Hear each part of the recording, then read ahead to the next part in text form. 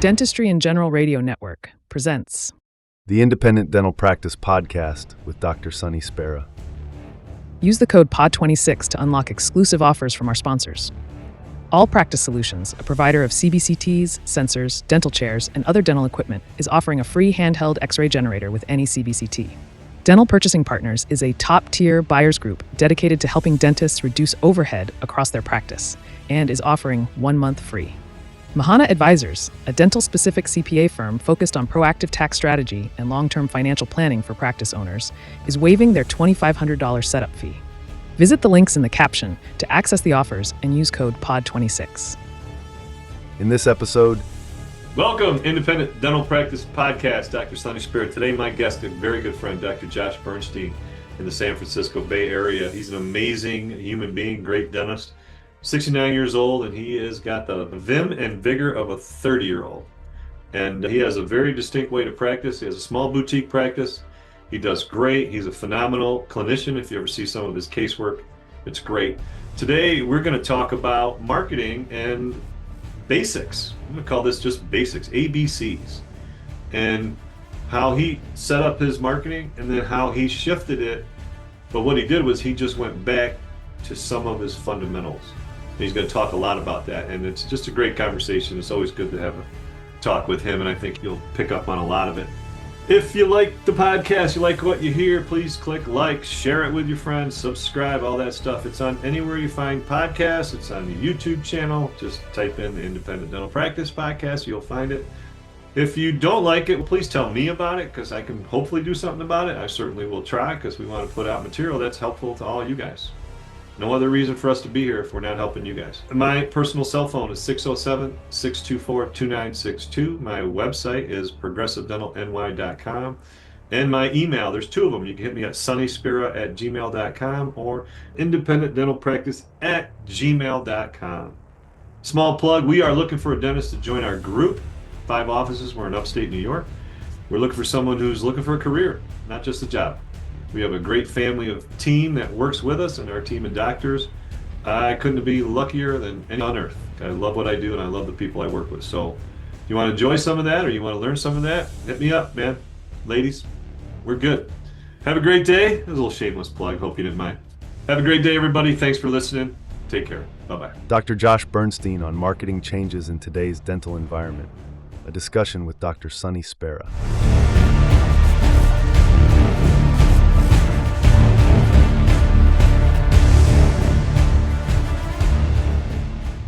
Welcome to the Independent Dental Practice, Dr. Sunny Spera. Today I have a very good friend of mine, Dr. Josh Bernstein. We regularly communicate. I consider him one of my closest friends in the profession and a guy I look to a lot of times for questions and answers. And we have uniquely different practices, but we have a lot in common. Now, Josh's story, I've chronicled it. We've covered it on other podcasts, how he started and then how he finally decided to go out and network, and he just went cold turkey, and it was a mistake with how he implemented it, but there was no mistake in his commitment to it.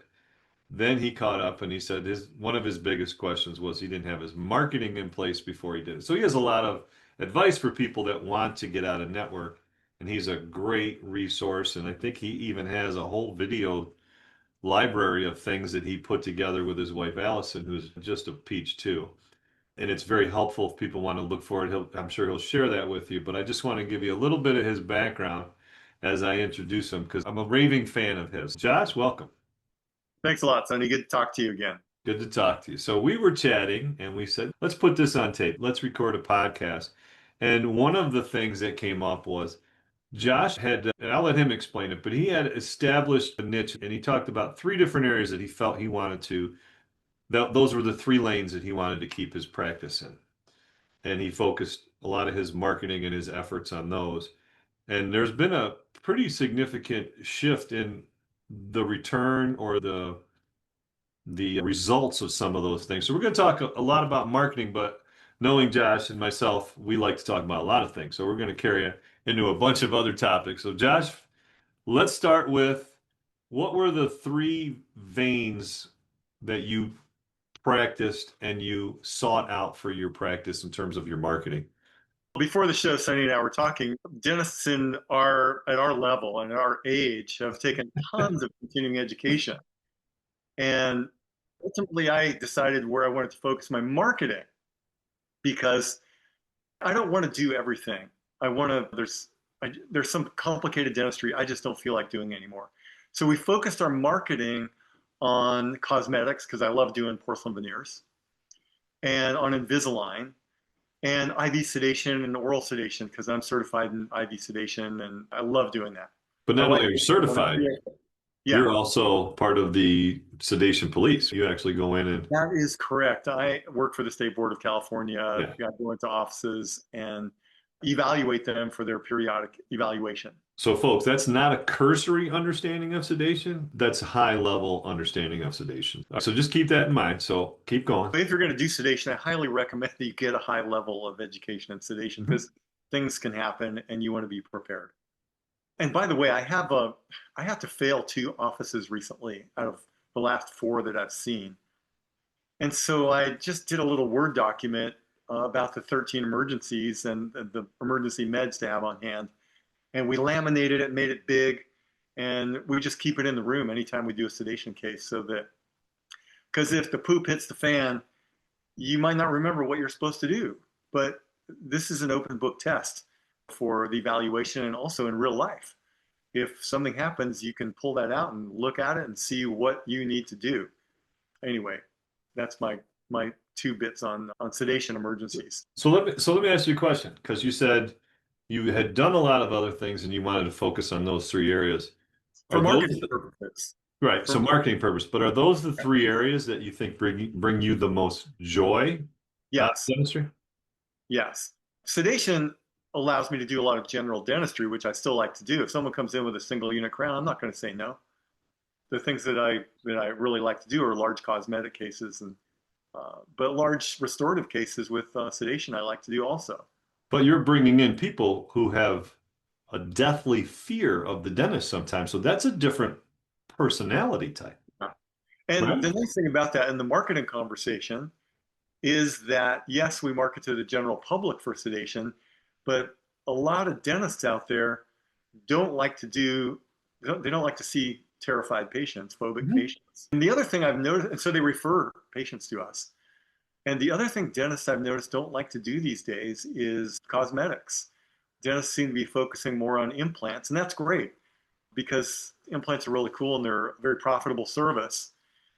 And they don't want to deal with these bridezillas that, or other people that are just very finicky about cosmetics. And yes, they can be finicky. If you know what you're doing and if you've learned a few tricks along the way, you can control all of the variables and get people to where they're happy before you ever cement the case. So if you don't mind, speaking of that, can you give me like probably your biggest, let's say your happiest successful moment, accomplishment for someone with sedation, and then one of your biggest challenges, difficult things that you felt you weren't happy with. So both ends of the spectrum. Can you just kind of share those with us? An Things I wasn't experience? happy with as far as cosmetics or Yeah, sedation. happy with the experience or the finish or anything, or you got to the point where like they're just not going to be happy, right? I, I, a year or so ago, I had a patient. Let's talk about that first. Sure. A year or so ago, I had this patient. She's a real estate agent here in our community. So very visible, right? Yeah, did Does buy. all her real estate, because real estate's known for putting their picture everywhere. Yeah, Business cards, their signs, absolutely. the So bus logos. They were the first ones that I know that really did that. Like, yeah, this is who I am. so to control things along the way, we involve the patient.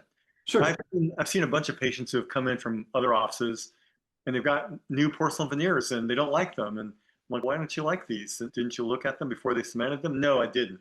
They just put them in. That's a huge mistake for anyone listening to this. You want to absolutely do a try-in, but we have some controls along the way too. Before we get started, we ask the patient what they want. And we let them look at smile design shapes of their front teeth and their laterals and their canines. And we ask them what color they want and do they want them longer, shorter, whatever. Do they want the gum line lasered so that they don't have such a gummy smile? All these things on their consult visit. We need to know this up front so that we can give them what they want. Then we get a wax up. We always do a wax up for a case like this because the wax up allows us to do a prototype smile in the temporaries. And so we make the temporaries directly from the wax up. There's an impression of the wax up, and we use that as our matrix. Your temporaries look like my finished cases, just so you know. That's ridiculous. I want you to appreciate that. But we get them in for a post-op when they're wearing temporaries and they're not numb. And we ask them how they like them. And do they like the color, the shape, the length, etc. And we send back an impression or a scan of the temporaries once we've altered them. If we have to add a corner or add a length or make them rounder or whatever we need to do, we do it. And then we get a scan or an impression of the temporaries, measure them, and send them to the lab so that they can reproduce that in porcelain. So that's the second step along the way where the patient has control. Third step is we do a try-in. And even if the patient is phobic, I don't like to sedate them when we do a try-in. So, yeah. So I need them to be completely coherent when we do a try-in. Yeah, because if they consent and they're under, it's not even a valid consent. No, it's not. So we try in the porcelain and let them take a look at it, and then they sign a form that says they approve, and that if they don't like them after we cement them, they're going to have to pay me all over again to do that. That's the situation we ran into just last year. This patient signed off, said she loved them. The next day she comes back and says she doesn't like them anymore. And it was not cool. It didn't go well. And that's like I think the only time. There's one other case that happened with the patient. She was from Mongolia. Her dad was in the foreign service, and she chose BL1. BL1. I said, you really shouldn't do BL1. It's too white. I don't even know why I have it as an option, which I don't any longer. It should be RP, Regis Philbin white, I think is what the color should be, but yeah. Anyway, it is no longer an option in our office to get BL1, but she was unhappy that they were just too white. Oh, they were too white? Yeah. Okay. I said, I tried to tell you, and I'm sorry, if you want to redo these, I'm going to have to charge you all over again. Because for me, it's going to be even harder. Grinding off Emax is a pain in the butt. I'd much rather work on a virgin tooth than grinding off Emax. Hands exhausted after grinding off 10 Emax. Go back to your first case. She approved it. She loved it. She signed off on it. You put them in. Next day, she doesn't like it. Now, I'm sure as you look back on this whole experience, as you beat yourself up about different things, yeah. Did you see any signs? There were red flags along the way, yes. Okay. All right. And I will tell you something that I have learned before and I have to learn again. And that is sometimes the best case is the one you refuse to do. I could tell this lady was way too finicky and bossy, and she was going to be difficult. Did she contradict herself in any way? Like, oh, I want this, and then I want that. And that's the opposite of that. Absolutely. We did a number of try-ins with her. It's too white. It's not white enough. This isn't what I asked for. So this case was a money loser before we ever cemented it, because it was multiple try-ins. And finally, I just told her that this is what you asked for. I don't know what else I can do for you. And she signed off. And the next day she said she didn't like them. Did it come back? Did she come back after you? No. Right. She left unhappy, and that was for all of us. All right. So talk about some of your happiest moments. Every other case. Now, you know what's funny? What that highlights, right, is the 80-20 or the 90-10 rule, right? 80 to 90% are wonderful, happy, appreciative, and then there's the 20. And look at the detail that you go into on these couple. And I'm sure that in your head still lives some of these parts, right? Because you're someone who wants to please people, right? Yeah, I'm a people pleaser, and I like to do a good job just for me. And then you forget sometimes, we got 80% of these people that I'm taking great care of, and they appreciate it. Does anyone stick out to you? Any one case will stick out to you? Like, boy, they went from zero to hero, and how about just emotionally or mentally? What about just someone who you can get them over the hump of that fear? Oh, yeah. Like those are the victories, right? That's a moral victory, right? The truth is that because I do sedation, and for people listening, this is a really important point. And I learned this from my friend Steve Birch, who I met when I was teaching at LVI. Because I do sedation, I do more cosmetics than just about every other dentist in my area, because these sedation patients often need extensive work, and a lot of it happens to be cosmetic because their front teeth are messed up too. There have been a lot of cases like that, a lot of hugs, a lot of happy tears, a lot of gifts, and it's for the most part, it's an extraordinarily rewarding job that we do. Yeah, you got to celebrate your wins. You got to. All right, so let's talk now. So that's the cosmetic and that part. Now, marketing, let's put the marketing in now. So you would market and you would try to identify or find people that looking for sedation, so probably the fear. So these are people that may not be even seeing a dentist. Probably most of them are not, because That's fear correct. has blocked them from going. So now you've got perio, you've got all the things that you've got to help them to Yep. attain, right? So that's one thing. So you do need a pretty good skill set. It's not just cutting veneers all the time. There's a lot That's to right. this.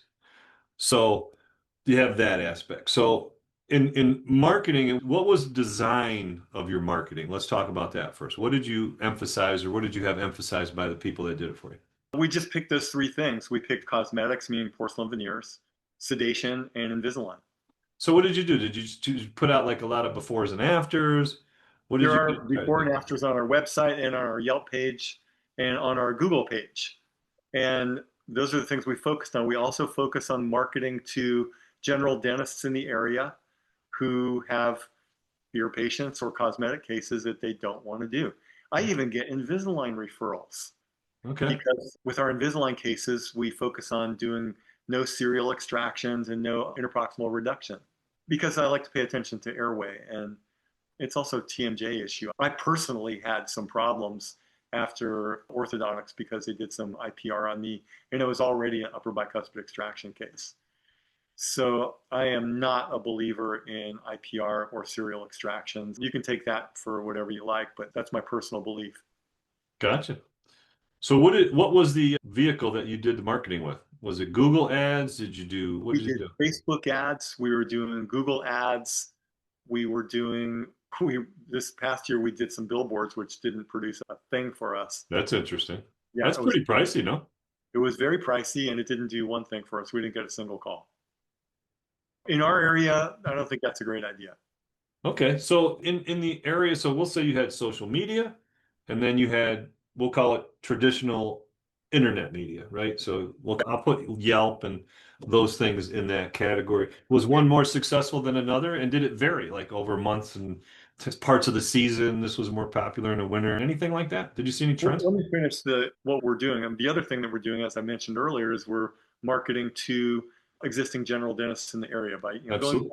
bringing them a very carefully crafted letter because you don't want to piss anybody off saying, "Hey, I can do this better than you. Why don't you send your patient to me?" Uh-huh. Very carefully crafted letter that we did so that the other doctors feel comfortable referring their patients to us. Bring them a gift when we drop by their office and business cards. And I actually have referral slips. If you want referrals from other dentists, you have to behave like a specialist.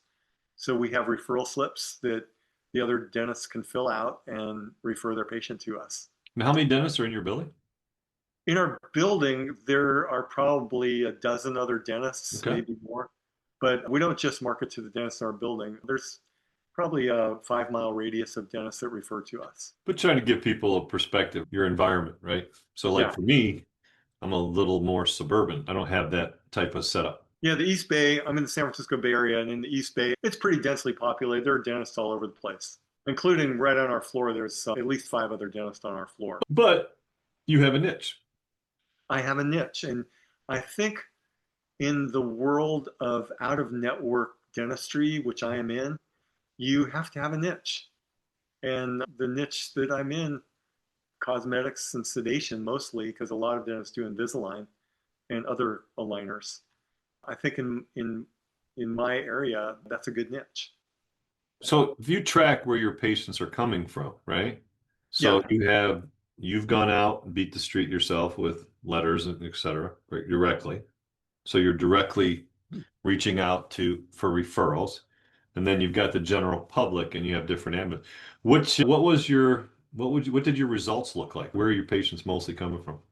That's an interesting question. I think that a lot of them are coming from Facebook ads in the past, and then a lot of them are coming from Yelp. And I know dentists hate Yelp, but we were having really good success with Yelp. Now, the reason that you and I are having this conversation today is that things have changed. The target is moving. With AI, I'm not sure what is going on yet, but everyone and their brother is trying to market an AI program to you for marketing. I don't know Marketing and employees. yes, what is the best one to use? I couldn't tell you yet. But one thing I do know, and we haven't talked about this yet, is that a lot of our production in the last year, as the marketing landscape has changed, a lot of our production in the last year has come from more traditional forms of internal marketing. And when I say internal marketing, what I really mean is just clinically do the dentistry. Do what you diagnose. Sonny, you talk about this all the time.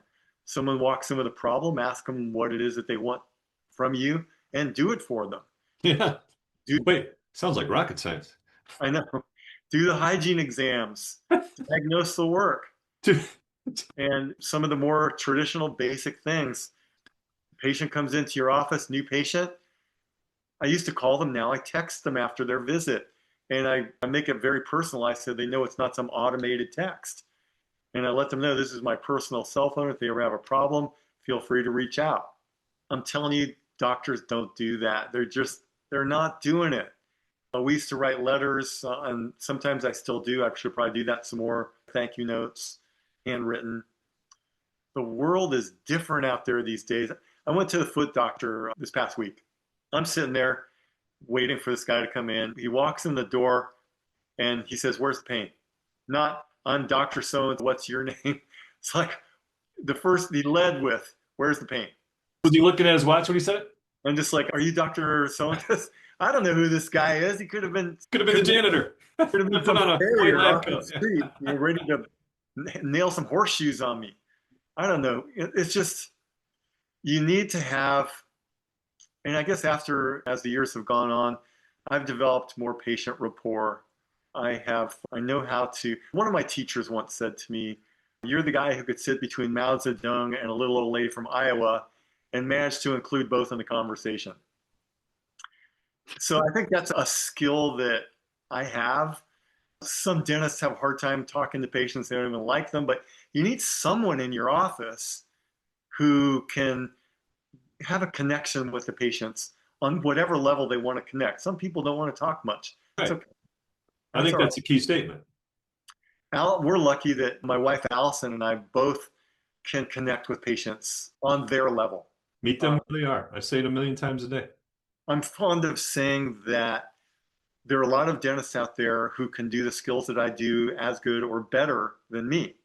There are lots of dentists out there who can do porcelain veneers and sedation and orthodontics with Invisalign. Lots of them. But I think one of my fortes, one of my best skills is new patient exams, where I really connect with the patient on their level. And we do a very thorough exam. Almost everyone who comes in for a new patient exam, and it's not some long drawn out thing. It is 90 minutes usually, but it's not terribly long.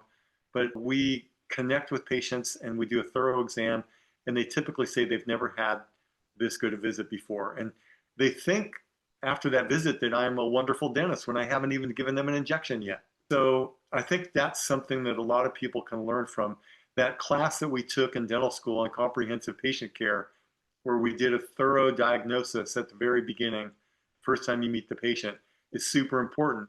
But even before that, I think you really have to connect with the patient. And I sit down with them in a consultation room before I ever bring them into the operatory, because so many of my patients are terrified.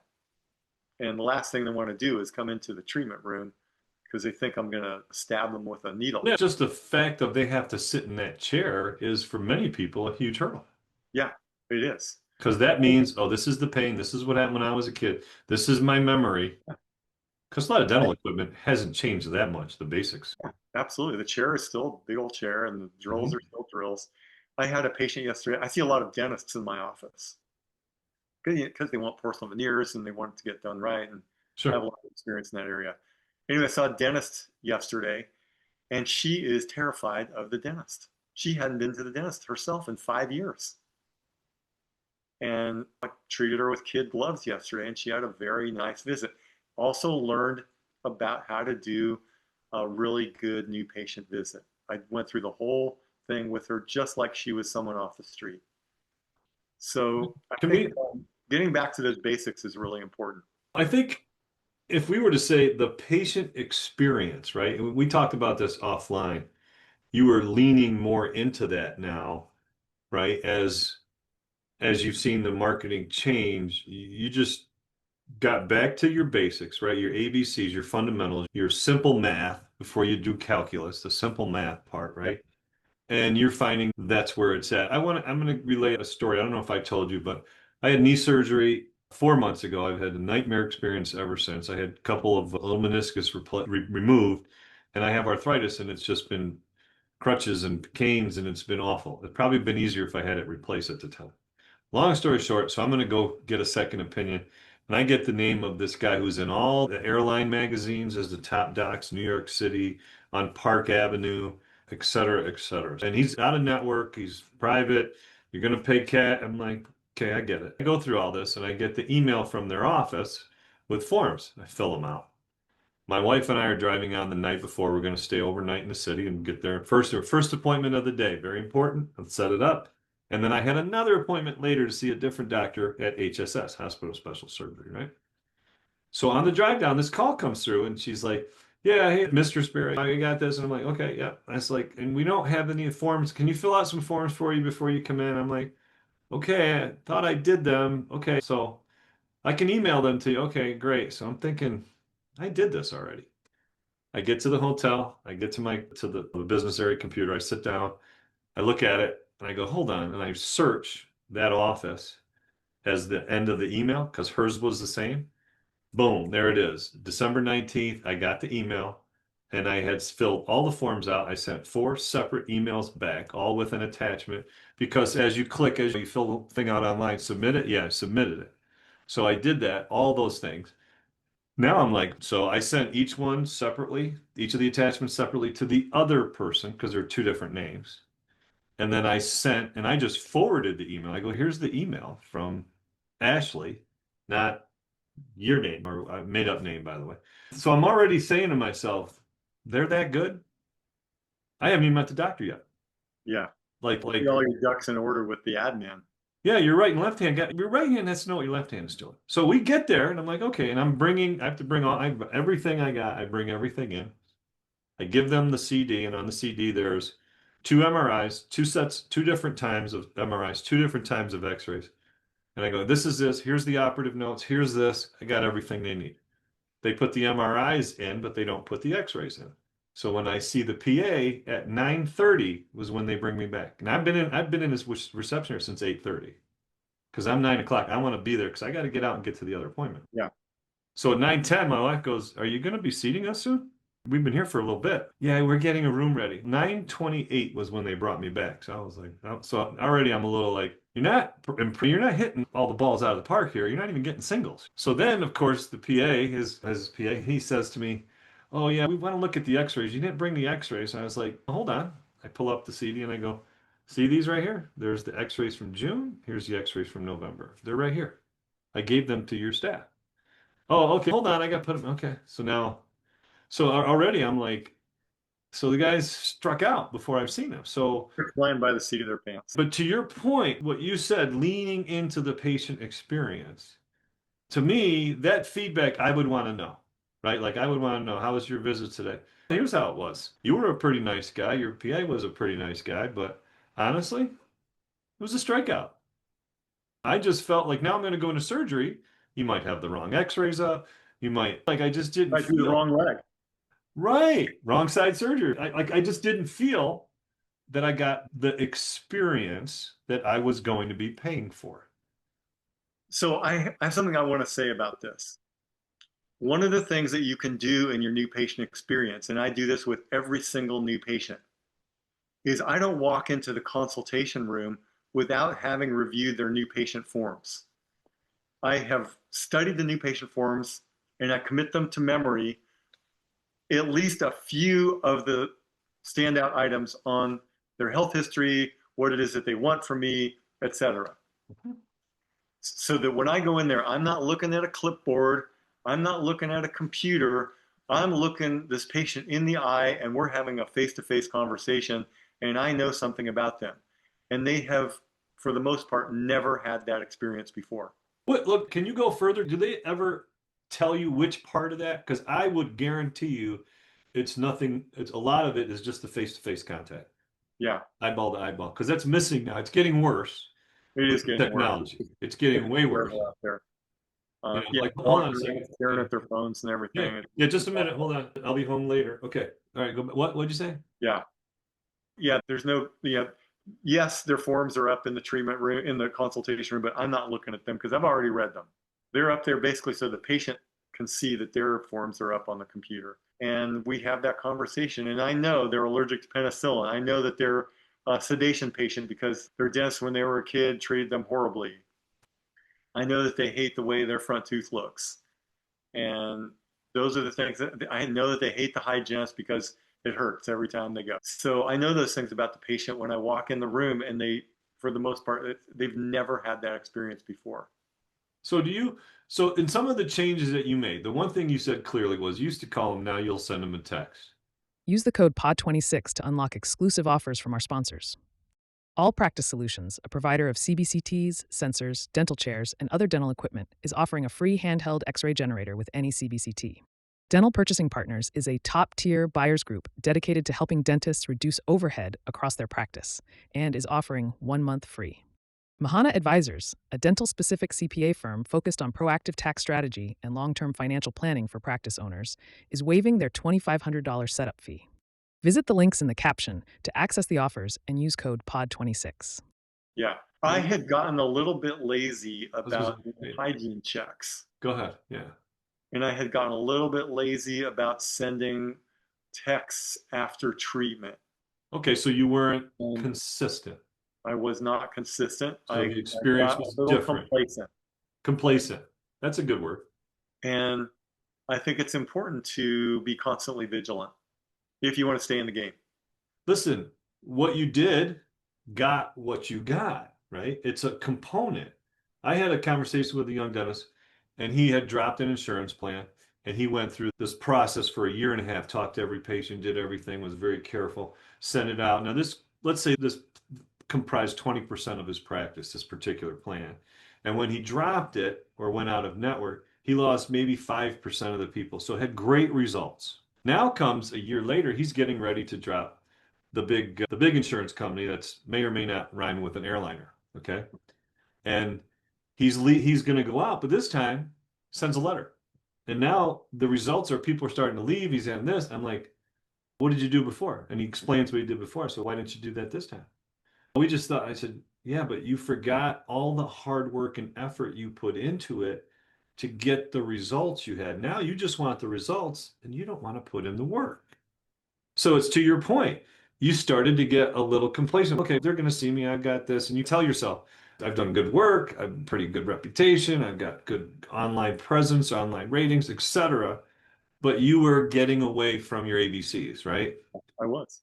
It's amazing. It's amazing because it's hard, but it's stick to the basics and don't forget them because the complicated stuff happens because you do the basics well. So it's really, it's not that difficult to do. It's just everything was going great. The marketing's running on all cylinders and production's great. And you're like, okay, I'm going to go home and go for a walk instead of following up with my patients today.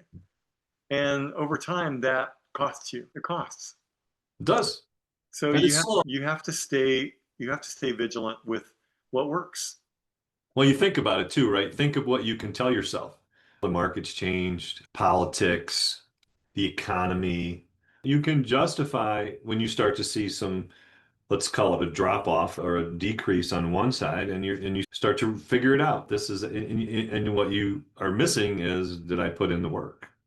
I think the important point is that marketing's great, and I think everybody needs to do it, whether you're with insurance or not. But marketing isn't a substitute. It just supports what you're doing in the office on a daily basis. If marketing's the sizzle and you've got to provide the steak. So Well, you can't be complacent like I was getting. Yeah, I'm well, 69 years old and I'm like, okay, I'm not going to text the patients tonight, whatever. You have to do it. And it's the difference between you being like everybody else and you standing out and setting yourself apart. can I ask you a question you want to share with folks? What's your typical post-op conversation sound like?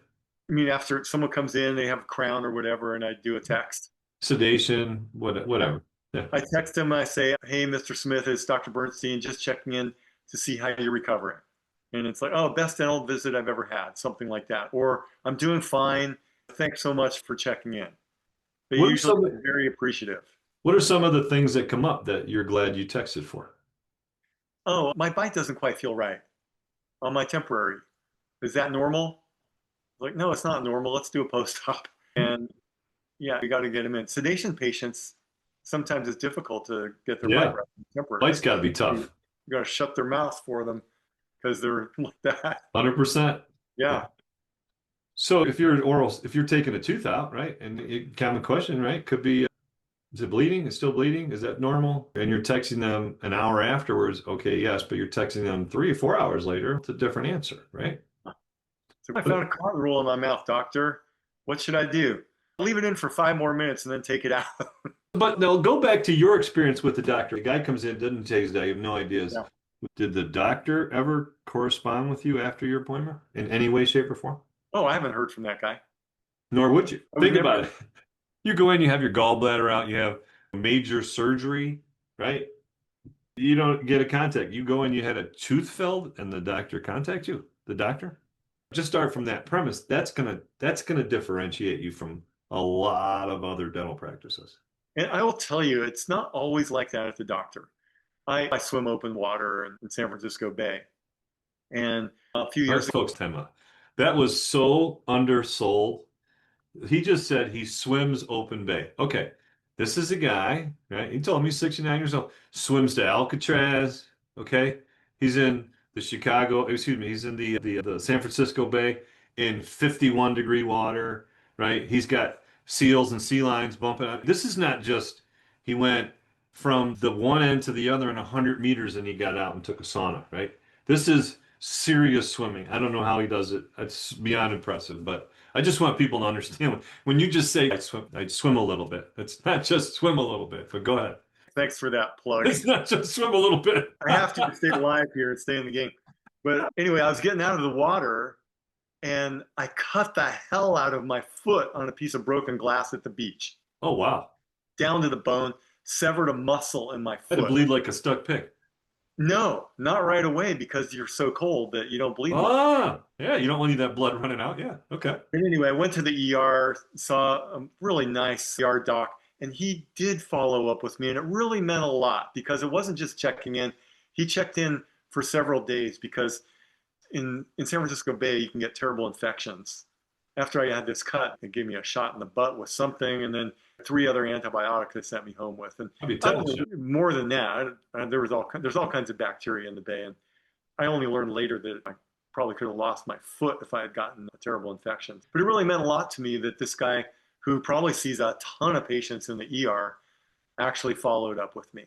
And you'll probably never see him again in your life. No, probably never. So there's no, if you want to call it a payout, there's no payout. It's just probably in his ethical world, it's just doing the right thing. Yeah, it's just about caring. Doctors these days, they don't get paid much anyway. So it's just, this is a guy who's doing this job because he cares about patients.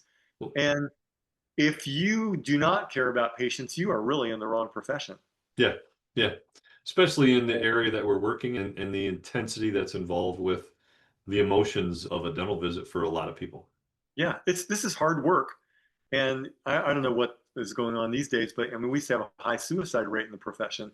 If people are just doing this because they think they're going to make good money, they might make good money, but you better do it because you love the job. And yeah, you can have a very empty feeling when you finish because you're not really getting the satisfaction of accomplishing what you want. Because it doesn't matter how much money you have in your bank account, as long as it's enough.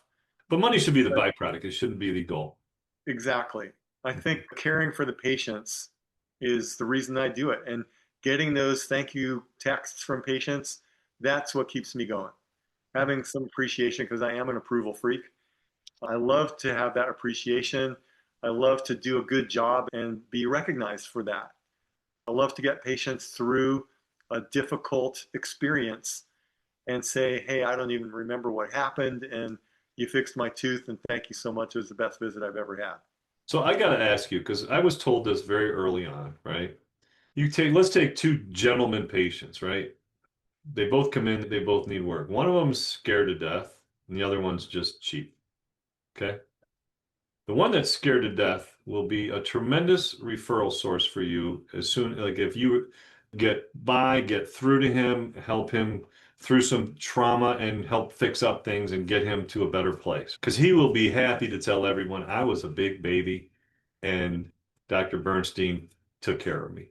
Yeah, The other one who didn't do it because he just didn't want to pay for it, and you do whatever for him, is never going to refer a patient for you.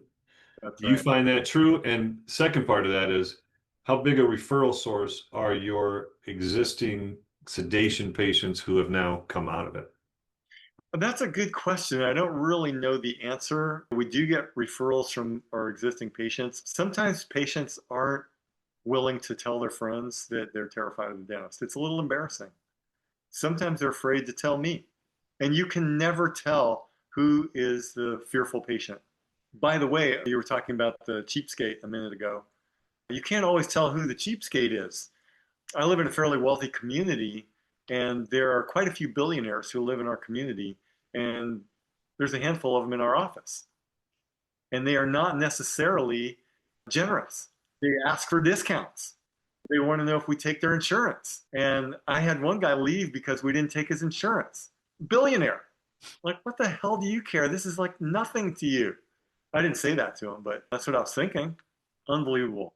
So But you can't diagnose someone's pocketbook, and you never know what people value. Sometimes patients will spend their bottom dollar to get their tooth fixed correctly by someone who 100%. they like. I've had patients come in with a coffee can, a little chock full of nuts coffee can. Their cash is in there, and gosh darn it, you're going to fix this tooth for me. I've been saving up. I knew I was going to need it, and yes, sir. Yes, ma'am. So, do you ask for referrals? Like, for example, you finish up on a sedation patient, you get them healthy. You take care of, because it's a one or two appointments, I would assume, conglomerate of things. And now they're at a better place. Do you ever say, I'm glad we were helping you. If you have any friends that you think or like yourself that could benefit from what we do, please send them our way. We'll be happy to take care of them. You ever do that? Maybe I should. I'm not usually the guy to do that. Occasionally, I'll be having a conversation with someone afterward, and they'll just come up in conversation. Like, if there are any more like you at home, please send them my way. Because some of these people I really like. And it's like, I'm almost joking when I say, if you got any more like you at home, send them my way. How about a person who overcomes all those things and you want to just send them a little recognition? Maybe you're going to send them, in my case, send me a box of chocolates, but you're going to send them some little, I don't know, even if, hey, they're a baseball fan, I send them a keychain for the San Francisco Giants. Do you do anything like that? By the way, you've got a Giants colors in your background here. It's orange. That's Syracuse, by the way, but Right. we'll give it, Black because it is orange Syracuse. and black. I'll give it to you. I'll give you the Giants. That's all right. We will occasionally send restaurant gift certificates to patients, but mostly we send restaurant gift certificates to referring doctors. But yeah, we'll do that from time to time. I'm just curious. It seems like it's such a big event for that person. It's almost like we had this situation, like we do a lot of ortho, Invisalign and conventional, and like you get a teenager and all of a sudden now you see their whole personality, their whole affect change because their smile, they're no longer embarrassed, they're no longer talking, they no longer have their hairstyle hanging down. They change, their personality changes, and you see them grow up sometimes in the 1 or 2 years you're treating them. And you want to say, hey, we're taking a break. So this is a celebration. So we've tried different things. I don't know if we've hit on any of them, but I just think it's a lost moment that we should be. And usually the parents are jacked. And all right, the kids will be like indifferent, so to speak. I'm like, hey, this is it. Now that you mention it, when we first started doing big porcelain veneer cases, which is over 25 years ago, I took my first porcelain veneer case right out of dental school. I think it was at the end of my senior year. I took a DenMat class on prepless veneers. And And still have them, don't they? started doing They still big have them? cases. I think we would give patients, especially the women, we would give flowers. I can't remember what we used to give to the guys, but that's probably something I should get back to. A little something, even if it's a recognition, like, I don't know, tickets to the Fisherman's Wharf, whatever. Warriors tickets. Hey, how about tickets to Alcatraz? Listen, these are tickets to visit Alcatraz. Like, lean into the whole San Francisco thing, right? Because you have people that travel to see you. I know that. They do. I do have, especially sedation patients will travel to see me. Yeah. And they'll travel to see you if you are providing a niche that they can't get in their community.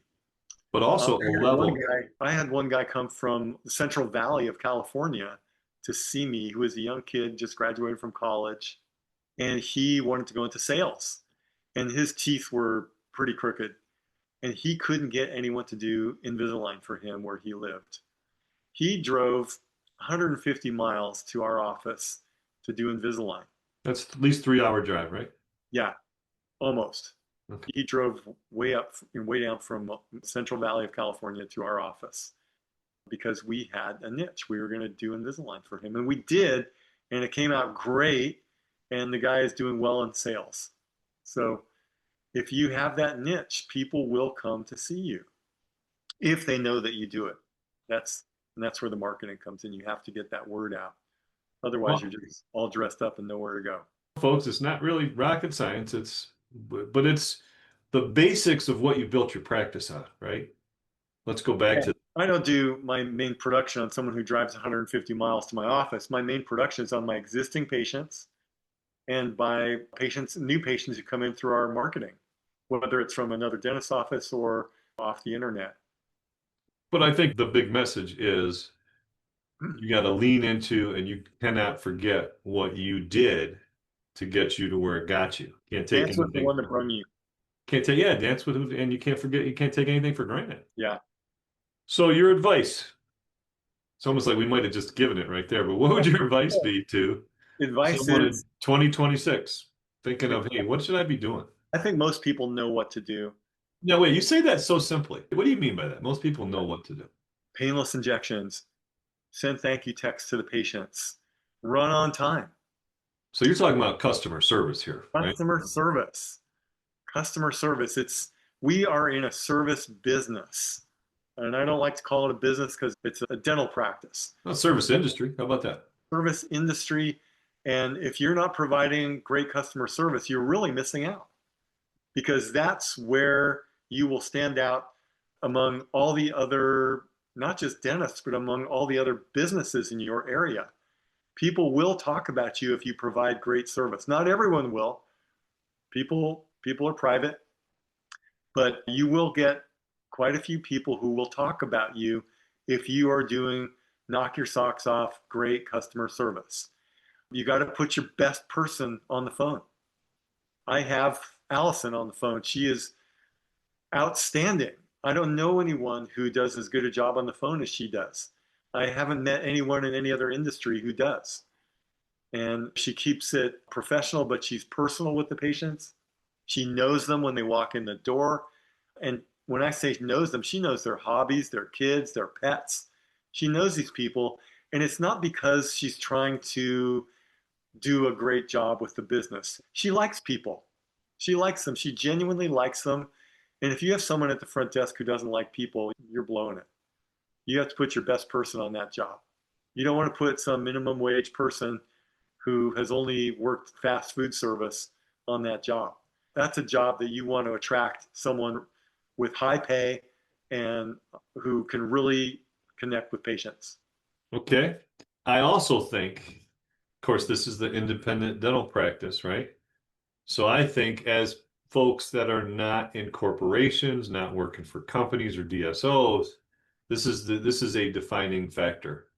And I think as long as we continue as a profession in, like, you're privately owned, I'm privately owned, as long as we continue to understand the service and the people that we service, it's a people business, and you combine the two, I do think people want service. Even though everybody loves automation and there's nothing wrong with making an appointment online, but in the end, it's not a robot greeting them and it's not a robot taking care of their teeth. It's a human being. And you're Read books on working. customer service. It's fun to do great customer service. Right. But it also, you can lean into it and it's a differentiating factor. No question about it. Yeah. Yeah. This guy, getting back to the foot doctor, he Yeah. didn't take 5 seconds to introduce himself and say, "Hey, how's it going today?" It wouldn't have taken much. I don't care how busy you are. You've got 5 or 10 seconds to be polite and have good manners and break the ice like that, rather than walking in the room and saying, "Where's the pain?" I don't care how good a foot surgeon that guy is. He has a lot to learn about how to interact with patients. Now compare that. What did the doctor do for you in the emergency room? Do you remember that visit? It wasn't fun. I was in a lot of pain once. I was freezing cold. I didn't have a chance to take a shower or sauna or anything. I was freezing and shivering. They put hot blankets on me and everything, but getting injections into a big laceration into your foot hurts like hell. And they didn't have Marcaine, so they were using Lido, probably without epi in a limb like that. Wasn't lasting, and it was not fun. Did the doctor introduce himself? Oh, absolutely. This guy, he had it down. But you see what I'm saying? So here's a much more high stress situation for your foot. And there's Yeah, another doctor who's seeing you for something for your foot. Apples and oranges. yeah. But it's basics. It's basic Oh, common let me decency. tell you the other thing this guy did just this week. I don't want to be too graphic, but he, without even telling me what he was going to do, he comes at me with a scalpel on my foot this week. Didn't even warn me, ask me, get my consent, nothing. Comes at me with a Bard Parker. And I'm just like, are you kidding me, man? And like, I wasn't worried. I didn't think it was going to hurt, and it didn't. But I was just like, man, pretty much anything we do in our office, you're signing a consent form and having a conversation that goes with it. So it's really interesting out there these days. And the good news is, because service is so bad out there, you can really differentiate yourself and set yourself apart in a very good way by providing great customer service. And And you can that start doing starts that with the today. phone call, folks. That starts with the phone call. That starts with the phone call, not, oh, by the way, you got to fill out some forms. By the way, we already sent them to you. And by the way, we didn't get them, but you got them, but I didn't.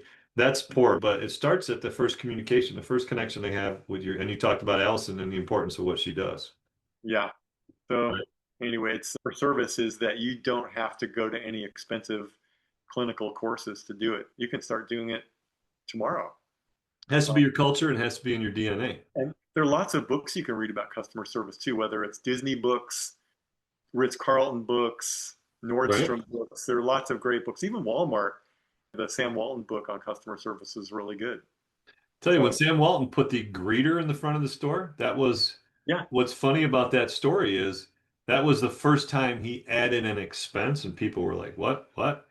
And part of it was to cut down on shrinkage, which is theft and shoplifting. But the other part was to help people have a better experience in a store, yeah, which ultimately increases the sales, right? Like it does.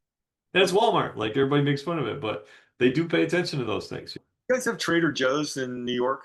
We do. We do. Yeah, I don't have it by me, but my kids love Trader Joe's. My two girls in the city love it. Yeah. So there's one of the things Trader Joe's does compared to the other grocery stores. The other grocery stores do all the stocking of their shelves early in the morning and before it gets busy, sometimes even before the store opens. Yep. Trader Joe's purposely hires very personable people, and they stock the store throughout the day. And those people interact with the customers on purpose. They're always out there to answer questions and show you where stuff is. That's customer service. That's why I like shopping at Trader Joe's. They took that right from Disney. You know that, right? They had to. They must have. You know the story with Disney, right? They found that people were asking directions and questions about the park to their street sweepers. And their street sweepers, instead of, they were taught to direct them to the information booths. Oh, Wasn't working. So then what Disney says, no, we need to train our street sweepers to be our ambassadors to direct people and do exactly what you're talking about. Listen to your customers, right? Listen to your customers and try to give them what they're asking for rather than try to train them to do something else, right? That's a big step. You think about it.